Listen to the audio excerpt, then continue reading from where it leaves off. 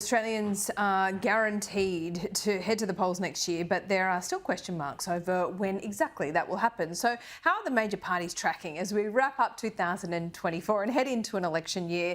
For all the insights, as he has given us all year, I'm joined by Redbridge Group Director Simon Welsh. Simon, you're one of our most popular segments of the year and a lot of feedback whenever we speak. So, I mean, I remember the end of last year, you said that Albanese didn't have much time to kind of turn the ship around. What do you say this year at the same time? Yeah, thanks, Laura. I hope the feedback's good.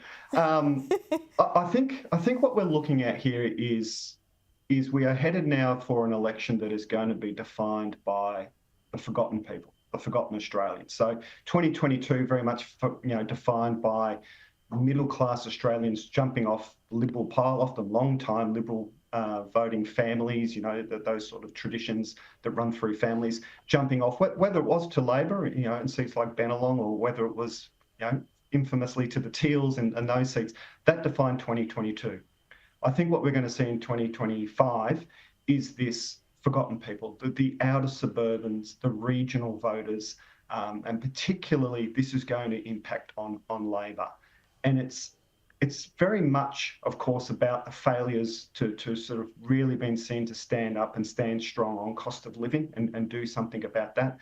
But there's deeper trends here, because this is not a uniquely Australian thing. We are seeing across the world, including most infamously, just in America, that parties of the left are losing those working class constituencies through sort of years of neglect of economics, that they have abandoned sort of the economic pitch that, the relationship with those voters was based upon. And I think we're seeing it now in Australia. It's been coming for some time.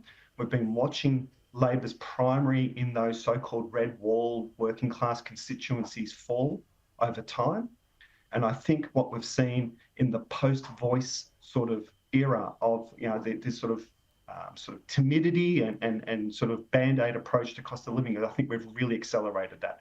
And I think that is going to be now the defining piece of this 2025 election.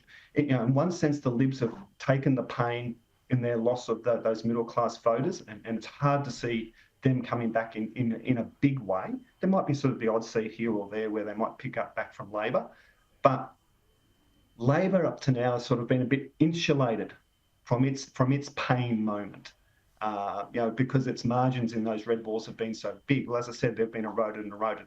And I think this is the electorate when we finally start to see those, as I say, those forgotten people really making their voices heard.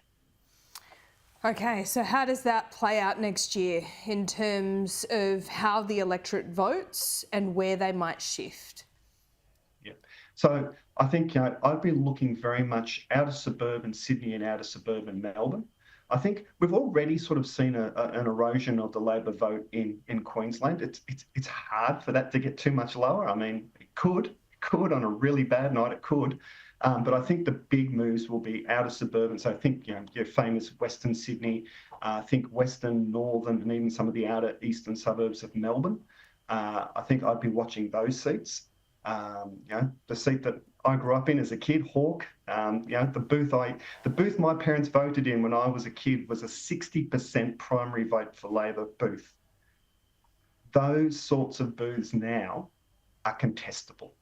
That's where we're at. That's a lot of years. I'm an old man these days, but over that time, those sorts of booths have become contestable. Those sorts of electorates have become contestable.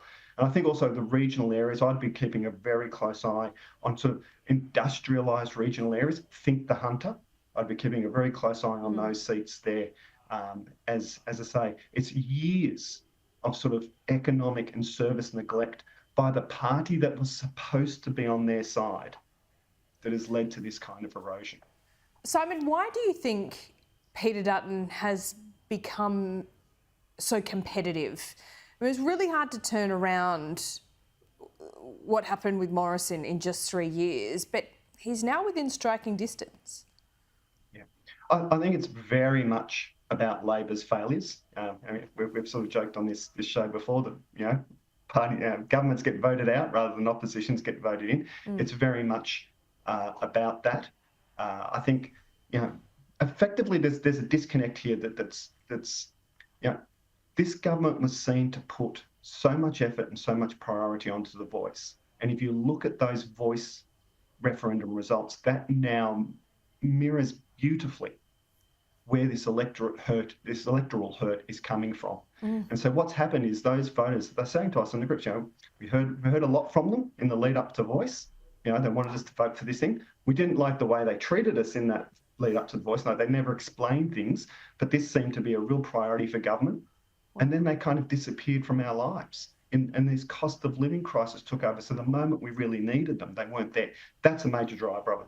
But also, there is certainly, Peter Dutton doesn't play the bogeyman role in these outer suburban regional areas like he does in the sort of the middle class electorates back in the city, where in those middle class electorates, there's very much this sense of values disconnect around Peter Dutton. Not so in those outer suburban regions. They like sort of a bit more socially conservative. I won't say they're completely socially conservative, but a more socially conservative approach plays well into those regions. And his willingness to stand up with some bold ideas like nuclear. So people in the groups, they may not particularly think that nuclear is the way, but they like that at least we're sort of looking at some big alternatives and big ideas to solve these kinds of problems. Yeah, and that has been consistent, absolutely, in terms of the feedback that you've brought us all year, Simon. It's been a great pleasure. Yes, the feedback is good, mostly. Not 100%, you can't have that, but mostly it is good. It's been a pleasure. Thank you so much for being so generous with your time this year. Thanks, Laura. Have a good one.